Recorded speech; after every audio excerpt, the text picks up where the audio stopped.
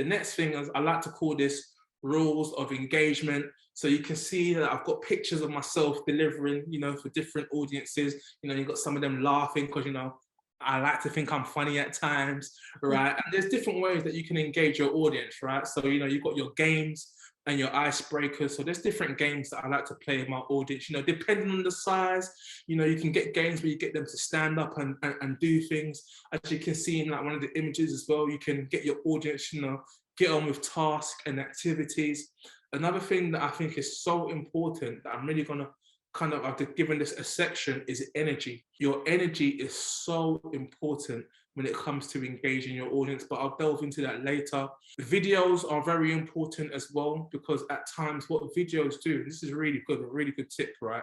Videos help to give you a break, but also gives your audience something else to look at visually that is nice for them. So naturally, when you flick on a video, you almost refocus your audience, because where you've been talking and talking and talking at them for so long, naturally as human beings, we begin to fizzle out and lose focus. So now when you now switch on the video can have a message that you want to say, and it'll be really helpful. And sometimes I just find that there are messages out there where someone's already created a video that maybe can just explain the message better than I can explain the message. So definitely do not be afraid to kind of incorporate the videos into your presentation. Again, pictures. So as you can see right now, as I'm presenting, I'm using pictures as a visual aid, especially as this is being delivered online. But even when I'm in person, I like to have something in the background just so that my audience have something that's kind of pleasing on the eyes. It's better than staring at a plain background and you're just there, right? It's nice to kind of give some sort of visual aid with pictures to help, with the presentation that you're delivering. So visual representation is very, very, very important when it comes to engaging your audience. You might be talking about a particular subject, right? And if you can throw up a picture of what you're talking about, it just helps to engage your audience. And it could be something as simple as, I'm talking to you guys about lions, and I throw up a picture of a lion chasing a gazelle. It could be that simple, but it just helps to connect and, engage my audience with the message that I'm saying. So these are just some simple tools and tips that you can incorporate into any sort of presentation. Now we're going to get into the juicy part of things, right?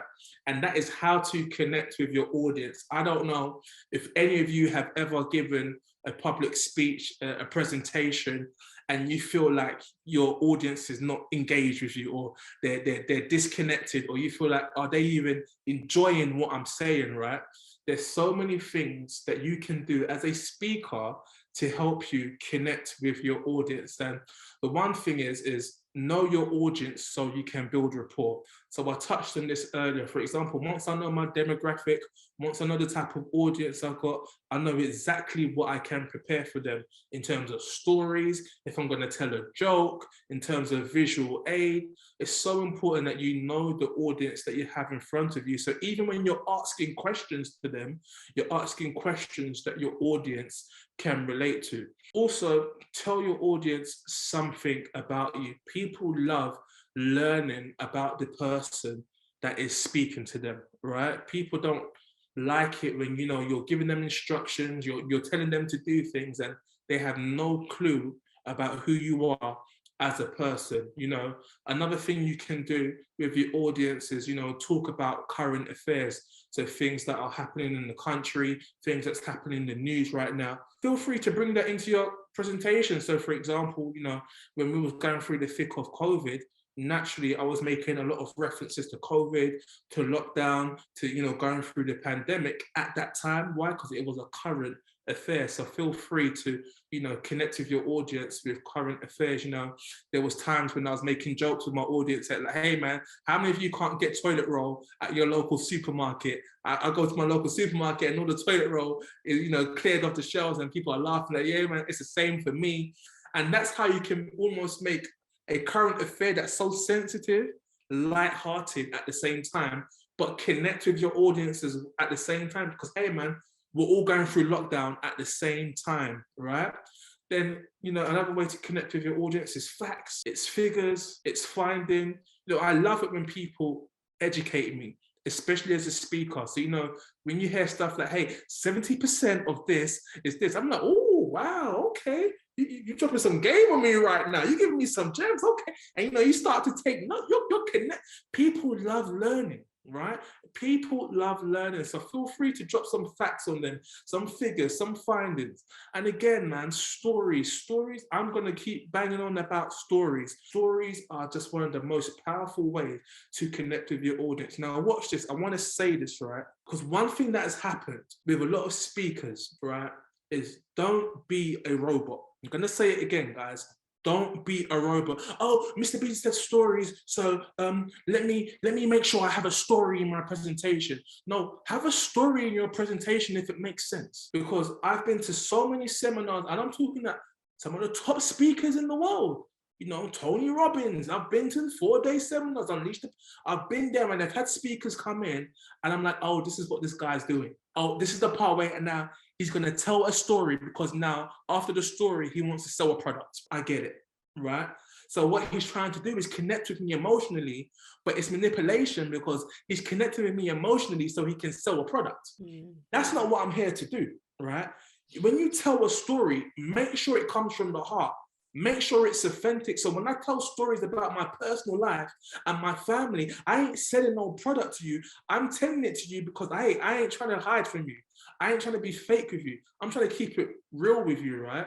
So tell stories that make sense, but don't be no salesperson. Don't use stories as a form of manipulation. Because one thing we appreciate as people, we appreciate it when people keep it real with us.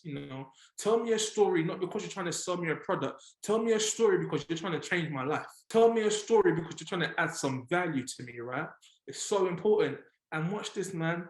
Do not underestimate the power of telling jokes. Now, hear me out, guys. No, you do not have to be a comedian. No, you don't have to have jokes pre-written, right? But don't be afraid to tell jokes. And I don't care if you work in a corporate environment. I've done many corporate talks, many very formal talks, where I run joke with those people. I run joke with my audience, with these big CEOs, these professionals, these millionaires. I don't care who you are, I'm gonna make you laugh. Why? Because it's so important, right? We're human at the end of the day, and that's what people need to remember. And I don't know about you, but as human beings, we love to laugh. Right? So don't think, oh, because I'm corporate, because I'm in a shirt and I'm in a tie and I'm in this formal environment. Do you know what? Deep down, these corporate people, they love it when someone's, confident enough to be different and be informal in their talks. So I'll always drop some joke with them. I'll go with them, give them a high five. It's like, oh, this is different. Yeah, you're right, it's different. Because I ain't trying to be like everybody else, guys. I'm going to tell you jokes. I'm going to run game on you. We're going to have a good time. I'm going to treat you like you're one of my friends. I'm going to treat you like your family. Right? But I know that I've got value to add. And what I'm trying to do, whenever I'm delivering a talk, whenever I've got an audience in front of me, I want it to be a pleasant experience, right? I don't look at it as a gig, whether you're paying me for it or not. Now, this is very important, right? When I got into motivational speaking, right, guys, I never even knew it was a career. I never knew people got paid for it. I didn't even know it was an industry. So I feel like my ignorance to speaking was one of my biggest blessings, right? Because I was just keeping it real with people. I was just giving people advice that, I wish I had when I was their age. I was giving people advice that I knew that I would appreciate.